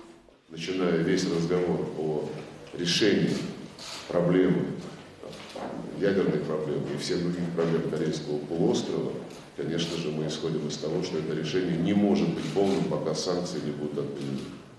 러시아 정부는 라브로프 장관이 김정은 위원장을 만난 첫 번째 러시아인이라고 의미를 두는 등 북미 정상회담을 앞두고 북한과의 관계 회복을 부각하는 분위기입니다. YTN 임장혁입니다. 남북한과 미국만 참여하는 종전선언 가능성에 대해 중국은 한반도 정전협정 서명 당사국으로서 마땅한 역할을 다할 것이라며 적극적인 개입 의지를 드러냈습니다. 중국은 한반도 전쟁 상태를 조속히 종결하는 것을 지지한다고 밝혔습니다. 박근표 기자의 보도입니다. 화춘영 중국 외교부 대변인은 정례 브리핑에서 남북한과 미국만 참여하는 종전선언 개최 가능성에 대한 중국 입장을 묻자 중국 배제론을 일축했습니다. 화 대변인은 중국은 정전협정 당사국으로서 합당한 책임을 다할 것이라며 개입 의사를 내비쳤습니다. 화 대변인은 이어 중국은 영구적인 평화 프로세스를 구축해 임시적인 정전 상태를 대체해야 한다고 주장하고 있다고 말했습니다. 또 다음 달 12일로 예정된 북미 정상회담이 계획대로 개최되기를 바란다는 입장을 밝혔습니다.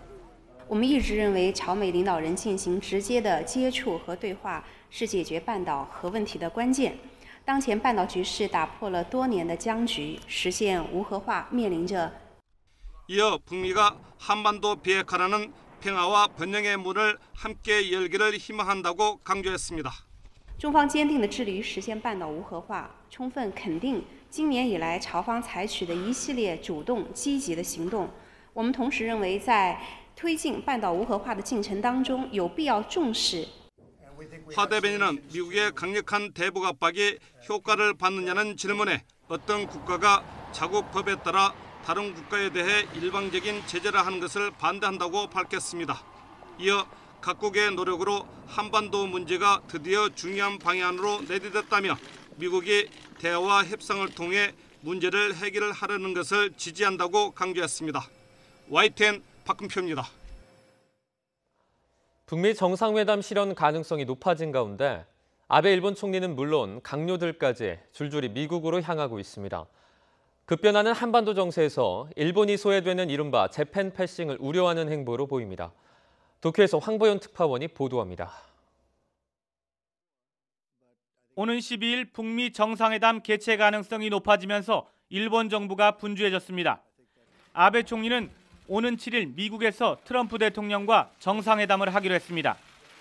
8일부터 캐나다에서 열리는 G7 정상회의 때 미일 정상회담을 조율하고 있지만 이때는 충분한 대화 시간을 확보하기 어렵다며 하루 전에 아베 총리가 직접 미국으로 건너가기로 한 겁니다.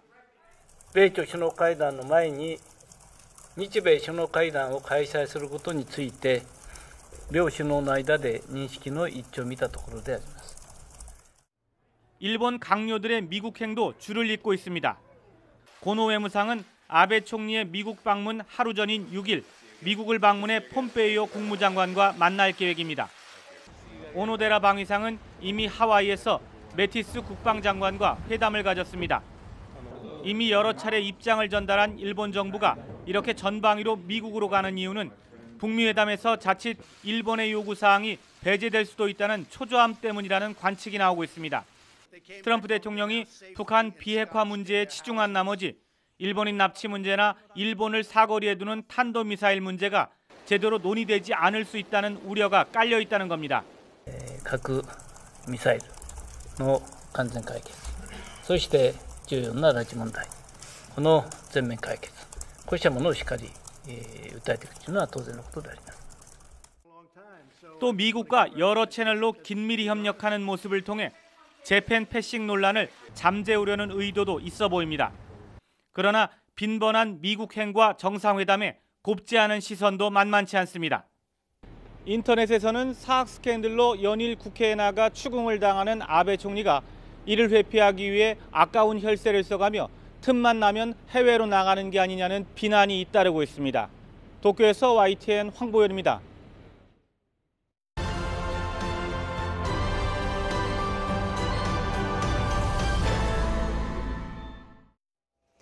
6.13 지방선거 광역단체장 선거 판세를 살펴보는 시간, 오늘은 두 번째로 먼저 대구입니다. 전통적으로 야당과 보수 강세 지역인 대구는 현직 프리미엄을 등에 업은 자유한국당 후보가 재선을 자신하지만 민주당 후보의 추격도 만만치 않습니다. 허성준 기자가 보도합니다. 대구시장 선거는 뚜렷한 쟁점이 없는 가운데 여야 3명의 후보가 각축전을 벌이고 있습니다. 더불어민주당 임대윤 후보는 여당 강점 부각에 주력합니다. 대통령과 장관, 시장이 한 팀이 될 수 있도록 힘을 모아달라는 전략입니다.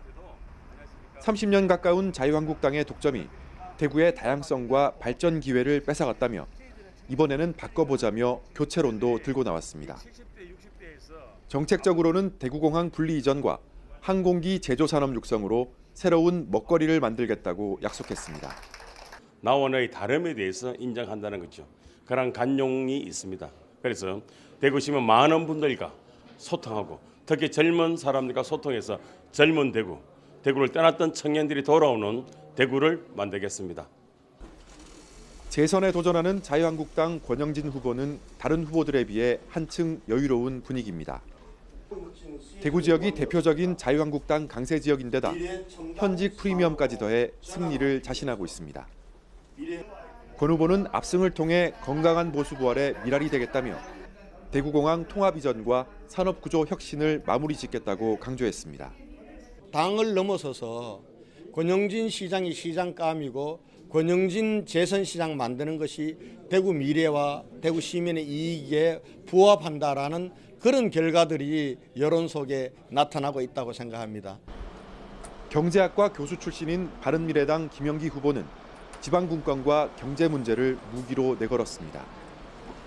노무현 정부 시절 국가균형발전위원을 맡았고 지방분권 국민운동 초대의장으로 활동하는 등 지방분권 관련 활동을 많이 했습니다. 김 후보는 남북권 신공항 건설을 재추진하고 민생 경제 문제 해결을 공약으로 내걸었습니다. 이번에 대구시장 바꾸지 않으면 대구에 희망이 없습니다. 정말 오랜 기간 기득권 세력이 일당 독점하는 대구를 바꾸지 않으면 대구에 활력이 생기기 어렵습니다. 그래서 제가 나서서 수구 보수 정치 청산하고 개혁 보수로 대구를 새롭게 태어나게 하고자 출마했습니다. 대구는 각종 여론조사에서 자유한국당 후보가 선두로 나서고 민주당 후보가 바짝 뒤쫓는 양상입니다. 하지만 민주당의 지지율이 한국당을 오차범위 안에서 앞서고 있어 승부를 예측할 수 없습니다. 이번 선거가 보수의 심장인 대구에서 정치적 다양성을 엿볼 수 있는 중요한 변곡점이 될 수 있을지 관심이 쏠리고 있습니다. YTN 허성준입니다. 경기도는 성남시장을 지냈던 민주당 이재명 후보가 여유 있게 앞서가는 가운데 재선에 도전하는 한국당 남경필 후보가 그 뒤를 쫓고 있습니다. 당초 경기도를 잘 아는 두 후보가 공약 경쟁을 벌일 것으로 기대됐지만 갈수록 선거는 네거티브전으로 치닫고 있습니다. 염혜원 기자입니다. 경기도지사 선거의 블랙홀은 민주당 이재명 후보의 욕설 통화 논란입니다.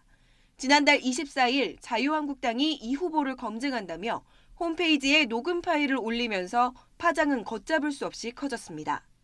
이 후보 측은 논란이 일자 일단 사과했고 역으로 가정사를 공개한 한국당으로 화살을 돌렸습니다. 법적 대응까지 예고했지만 한편으로는 녹취 자체의 수위가 워낙 높아 기민하게 여론을 살피고 있습니다. 포기하지 않을 겁니다. 막으면 밀고 가고 발목을 잡으면 뒷발질할 겁니다. 반드시 돌파해서 도민이 말하는 경기도의 새로운 길을 열어갈 것입니다. 하지만 문제를 제기한 한국당 남경필 후보는 쉽게 접지는 않을 태세입니다. 가정사회 차원이 아니라 후보의 자질 문제로 공격 포인트를 잡았습니다. 다만 여당 지지율의 고공행진 속에 남 후보의 개인사까지 또다시 들춰져 역풍도 우려되는 상황을 맞았습니다. 전혀 사실이 아닌 걸 갖고 뒤집어 씌우는 게 네거티브죠. 있는 사실에 대해서 과연 지도자 자격이 있는지를 보는 것은 네거티브가 아니라 검증이죠. 그동안은 너 당신 돼 이랬는데 이번에는 누구누구 되면 큰일 나 이런 얘기를 하시는 거예요. 이처럼 선거판의 무게중심이 네거티브에 쏠리면서 두 후보 간에 극명하게 갈렸던 복지 정책도 더 이상 논쟁거리가 되지 못하고 있습니다. 이재명 후보는 청년들에게 분기당 25만 원씩을 일괄적으로 주는 청년 배당 등 보편적 복지 공약을 들고 나왔습니다. 이미 성남시에서 성공한 정책인 만큼 경기도 전체로 확대하겠다는 겁니다. 반면 남경필 후보는 일하는 청년에게 혜택을 더 주자는 선택적 복지 쪽입니다.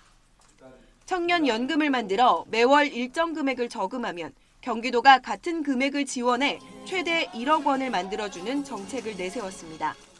하지만 토론회에서조차 많은 시간을 쏟지 않을 만큼 공약은 이미 식어버린 감자 신세입니다. 두 후보의 신경전 속에 바른미래당과 정의당 후보는 존재감 입증에 안간힘을 쏟고 있습니다. 사선 국회의원이었던 바른미래당 김영환 후보는 남 후보와 함께 선두 후보의 맹공을 퍼부으면서 의사 출신답게 보건 의료 분야 공약에 힘을 주고 있습니다.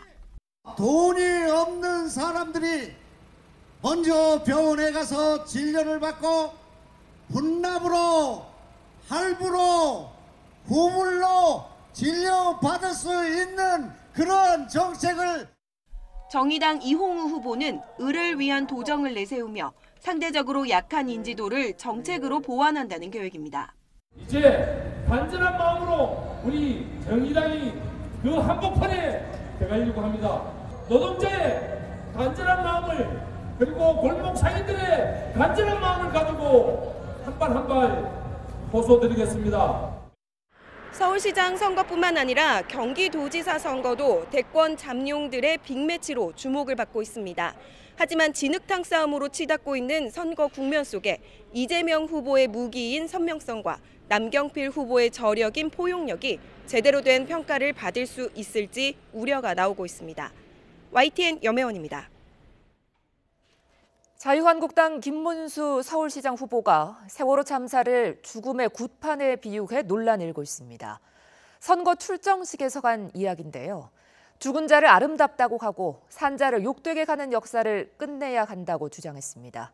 직접 들어보시죠.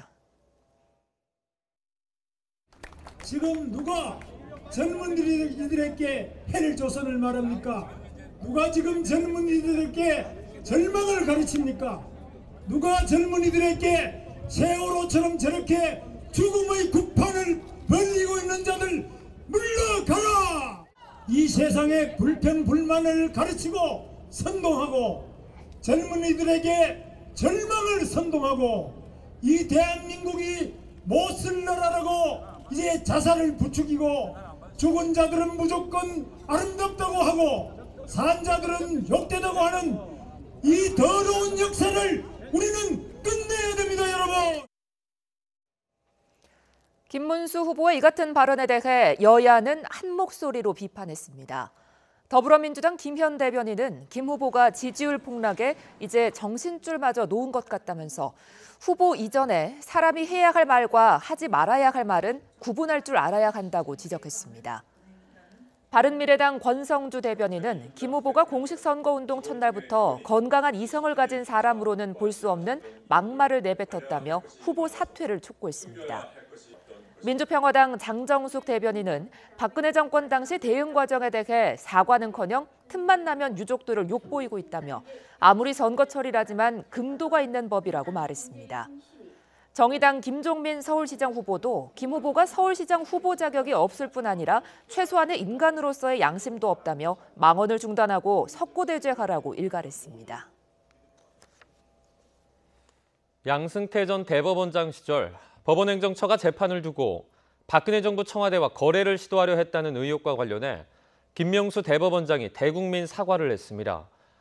김 대법원장은 지난주 특별조사단이 발표한 참혹한 조사 결과로 심한 충격과 실망감을 느끼셨을 국민 여러분께 사법부를 대표해 진심으로 사과한다고 밝혔습니다. 또 관련자들에 대한 엄정한 징계를 신속하게 진행하고 조사 자료 가운데 필요한 부분을 공개하는 방안도 검토하겠다고 밝혔습니다. 이처럼 사법행정권 남용 의혹은 극도의 사법불신을 초래했고 결국 사상 초유의 대법원장 대국민 담화까지 발표됐습니다. 통합진보당 해산 이후에 법적 대응을 논의하는 등 민감한 정치적 사안에 개입한 정황이 이번 사태를 불렀다는 평가입니다. 김평정 기자가 보도합니다. 이번 사태는 대법원 특별조사단의 조사 결과가 나오면서 어느 정도 예견됐습니다. 한두 명이 아니라 법원행정처 소속 판사 상당수가 조직적으로 지시받고 움직인 정황이 드러났기 때문입니다. 2014년 법원행정처 심의관이었던 정모 판사가 작성한 문건은 전교조 법외노조 판결에 개입한 것으로 의심되는 대표적인 사례입니다. 국정 운영의 동반자, 파트너라는 이미지를 최대한 부각할 수 있는 시점을 찾을 필요가 있다며 정권에 유리한 방향을 검토한 정황이 고스란히 담겼기 때문입니다. 정 판사는 또 사법부가 그동안 대통령의 국정 운영을 뒷받침하기 위해 최대한 노력해왔다며 원세훈 전 국정원장 재판 등을 사례로 든 현안 관련 말씀 자료도 작성한 것으로 나타났습니다. 2015년 법원행정처 심의관이었던 김모 판사가 작성한 통진당 지방의원 대책 검토 문건을 보면 통진당 지방의원의 의원직 상실 방안으로 지자체장의 소송을 활용하는 방안이란 문구도 등장합니다. 정치적 중립을 지켜야 할 대법원이 정치적 사안에 개입하려 한 정황으로 읽힐 수 있는 대목입니다. 양승태 전 대법원장이 수건사업으로 추진하던 상고법원 설치에 비판적이던 법원 내 인권법 연구회의 회원을 줄이는 방안과 이번 조사의 시발점이었던 동료 판사들의 성향을 분석해 일종의 블랙리스트란 비판을 받았던 문건들도 사법 불신을 초래했습니다. 김명수 대법원장은 문건을 작성했던 현직 판사들의 의혹이 사실로 드러난다면 엄중히 처벌하겠다며 징계 절차에 착수했습니다.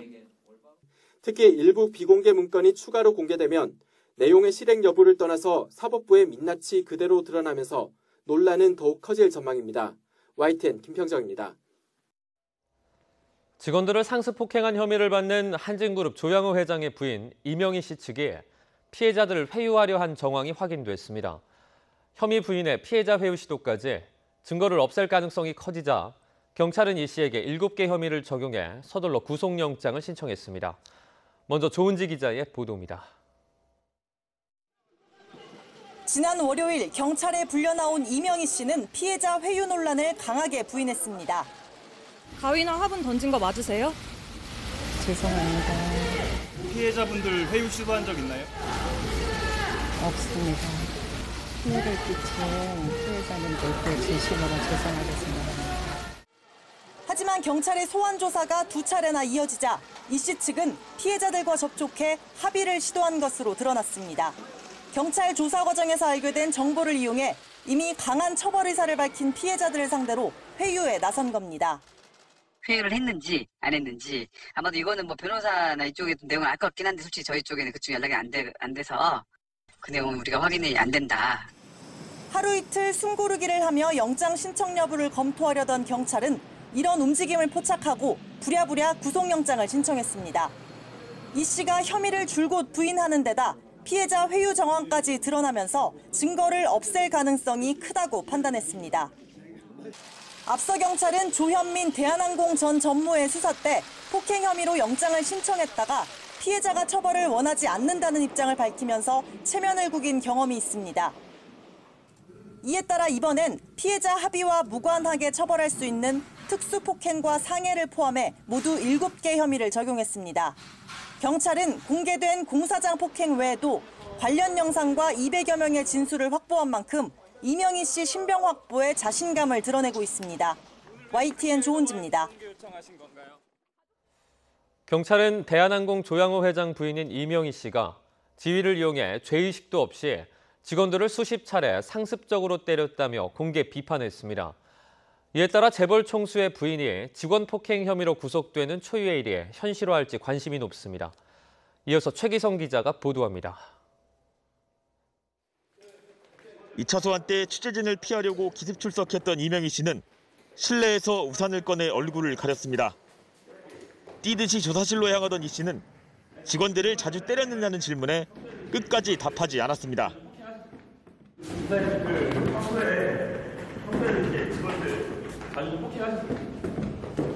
평소에도 직원들 아직 폭행하셨나요? 예? 하지만 경찰 조사 결과 이 씨는 지난 2011년부터 최근까지 피해자 11명에게 24차례나 폭행을 가한 것으로 드러났습니다. 자택에서 출입문 관리를 제대로 하지 않았다며 경비원을 향해 가위를 던지고 도로에서 차량에 물건을 싣지 않았다는 이유로 운전기사 다리를 발로 차 2주 상해를 입힌 것으로 조사됐습니다. 피해자들은 이 씨가 주변에 있는 물건을 가리지 않고 손에 잡히는 대로 집어던지기 일쑤였다고 증언합니다. 제 주방 쪽문 쪽에 이제 거기다가 이제 구두를 넣어놨는데 새벽에 사고가 일어나가지고 구두를 왜 여기 냄새나는 걸 여기다 놨냐고 하면서 집어 던져가지고. 폭행을 당한 사람들은 대부분 이 씨 지시를 받거나 따라야 하는 자택 경비원이나 운전기사, 공사장 관계자였습니다. 경찰은 이 씨가 죄의식 없이 상습적으로 피해자들을 폭행했다며 이례적으로 영장 신청 사유까지 공개했습니다. 재벌 총수의 아내가 직원을 폭행해 구속된 사례는 유례를 찾아볼 수 없는 만큼 영장 발부 여부에 관심이 쏠립니다. YTN 최기성입니다.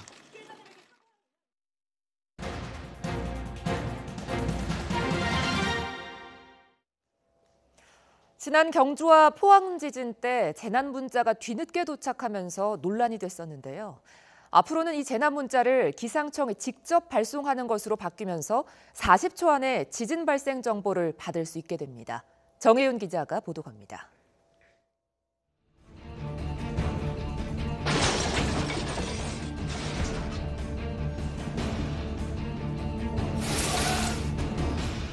지진 재난 문자가 제 역할을 하지 못한 건 시스템 문제였습니다. 기상청에서 행정안전부로 정보를 보내는 과정에서 쓸모없는 시간이 소모된 겁니다. 하지만 앞으로는 기상청에서 재난 문자를 발송하는 CBS 시스템을 직접 운영합니다. 최대 5초 정도 시간이 줄어들면서 지진 조기 경보는 25초 이내, 긴급 문자는 40초 이내에 문자를 받을 수 있습니다.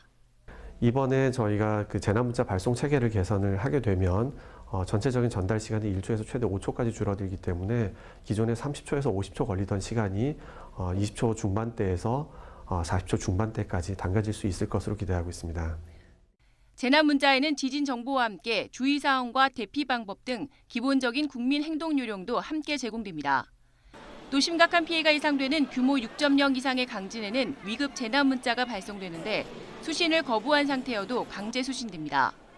기상청은 이와 함께 국내에 피해를 줄 수 있는 강력한 국외 지진에도 지진 조기 경보를 확대할 예정입니다. YTN 정혜윤입니다. 안약 대신 순간 접착제나 무좀약을 눈에 넣어 혼비백산하는 사례가 1년에 수십 명이라고 합니다. 약통에 글씨가 작게 쓰여 있다 보니 대충 약통 모양만 보고 사용하다 사고가 났습니다. 김연아 기자입니다. 크기도 모양도 비슷한 플라스틱 용기. 비슷한 약품인가 싶지만 사실 왼쪽은 안약, 오른쪽은 순간 접착제입니다. 눈에 바르는 안연고도 시중에 파는 무좀약과 구별이 어렵습니다. 이렇게 헷갈리다 보니 사고도 빈발했습니다. 안약인 줄 알고 접착제를 넣거나 무좀약을 바르는 사고가 최근 3년 동안 133건이나 접수됐습니다. 안약 대신 무좀약을 바른 경우가 41%, 55건이었고 순간 접착제와 전자담배용 니코틴액을 넣기도 했는데 특히 40대 이상은 무좀약을 헷갈렸지만 20, 30대는 전자담배 니코틴액 오인 사례가 가장 많았습니다. 사고는 요즘 같은 여름철에 집중됩니다. 전문가들은 눈에 잘못된 제품을 넣을 경우 안구 손상으로 시력 저하까지 부를 수 있는 만큼 안약과 다른 용기들이 섞이지 않도록 따로 보관하고 사고가 나면 곧바로 물이나 식염수 등으로 씻어낸 뒤 해당 제품을 가지고 병원을 찾으라고 당부했습니다. YTN 김연아입니다. 부산 일본 영사관 근처 인도에 설치된 강제징용 노동자상이 행정대집행을 통해 철거됐습니다. 노동자상은 부산에 있는 국립일제강제동원 역사관으로 옮겨졌는데 시민단체는 정부가 일본 눈치를 보고 있다며 강하게 반발했습니다. 차상은 기자입니다. 부산 일본 영사관 근처에 모인 시민단체 회원들. 맞은편에선 인도 복판에 세워진 강제징용 노동자상을 경찰이 둘러싸고 시민들의 접근을 막습니다. 오후 2시가 되자 부산 동구청 공무원들은 예고한 대로 노동자상 철거에 나섰습니다. 지금부터 노동자상 행위의 생활을 시작하겠습니다. 시민단체 회원들이 동상에 매달려 막아보지만 역부족입니다. 부산 동구청이 강제징용 노동자상에 대한 행정 대집행에 들어가자 시민단체들은 강하게 반발했습니다. 저희들은 초질관하게 손선상 옆에 세우고자 하는 저희들 입장은 변함이 없습니다. 그래서 저희들이 구체적인 계획을 세워서 할 생각입니다. 정부와 부산 동구청은 노동자상의 건립 취지는 이해하지만 외교 공간을 보호하고 시민들의 통행 불편이 있는 만큼 다른 장소로 옮길 수밖에 없다고 밝혔습니다.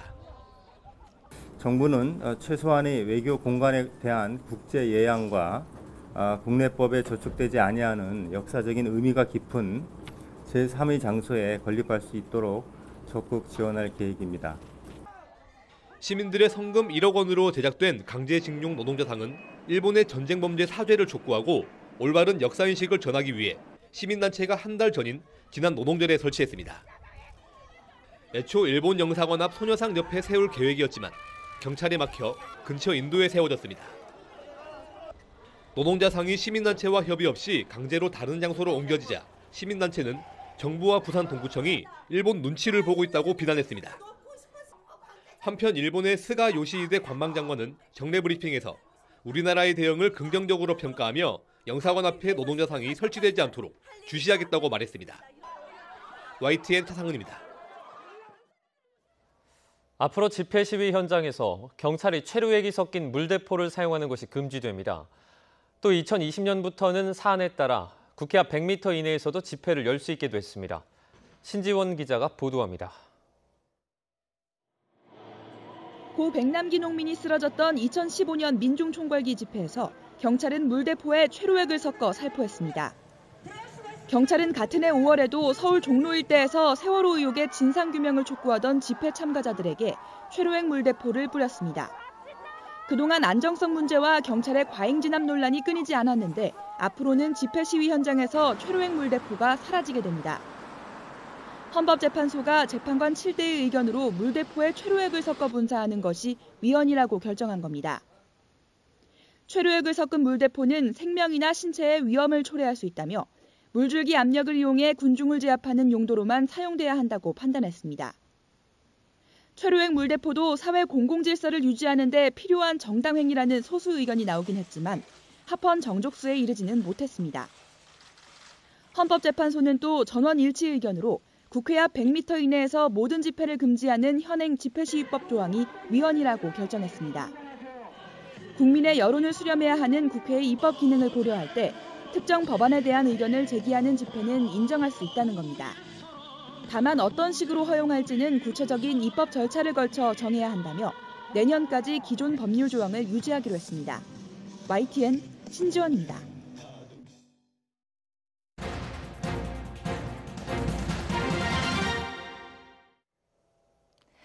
6월의 첫날부터 뜨거운 여름 더위가 찾아오겠습니다. 대부분 지역이 30도 안팎까지 기온이 올라서 7월 하순의 한여름처럼 덥겠는데요. 오늘 서울 낮 기온은 30도로 올해 들어 가장 높은 기온을 기록하겠습니다. 다른 지역도 광주 31도, 경북 경산은 32도까지 올라서 어제보다 2도에서 4도가량 더 높겠습니다. 한낮에는 강한 햇볕이 내리쬐면서 전국의 자외선 지수가 매우 높은 단계까지 치솟겠습니다. 덩달아 오존 농도도 대부분 나쁨 수준까지 오르며 일부 지역은 오존주의보가 내려질 가능성도 높으니까요. 조심하셔야겠습니다. 현재 위성 모습입니다. 하늘에 구름이 다소 끼어 있고요. 일부 내륙에는 안개도 드리워져 있습니다. 아침까지 안개가 끼는 가운데 대기가 정체되면서 오전 한때 미세먼지 농도가 일시 높아질 수 있겠는데요. 낮에는 대부분 보통 수준을 회복하겠고 하늘도 대체로 맑겠습니다. 현재 기온은 어제 아침과 비슷하거나 조금 높습니다. 서울의 기온이 17.8도, 부산 18.3도로 아직은 선선한데요.